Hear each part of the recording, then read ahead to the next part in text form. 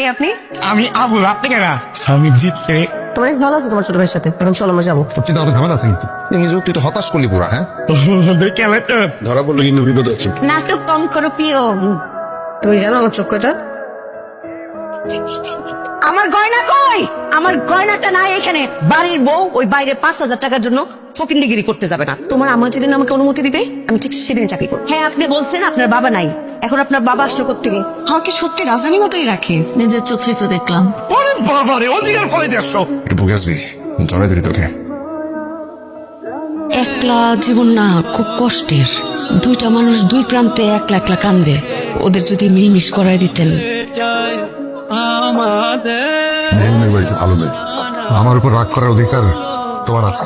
আমি শুধু এসেছিলাম তোমার চোখের জল মুছে দিতে। তুমি কি মাকে মিস করো? অনেক মিস করি।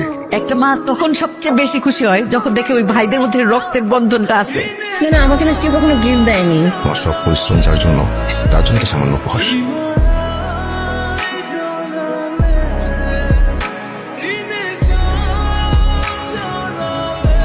এই মেয়ে আপনাদেরকে বোকা বানাচ্ছে পরিচয় লুকায়, বুঝছেন? ও ফাহাদের এক্স গার্লফ্রেন্ড।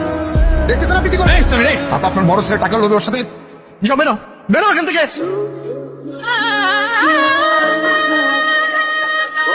আজ থেকে আমি এই পরিবারের কেউ না। আমার আব্বা আম্মা ভাই সবাইকে আমি ভুলে যাবো। আমার চেহারা আর দেখতে হবে না। আমাকে কখনো খোঁজার চেষ্টা করবেন না।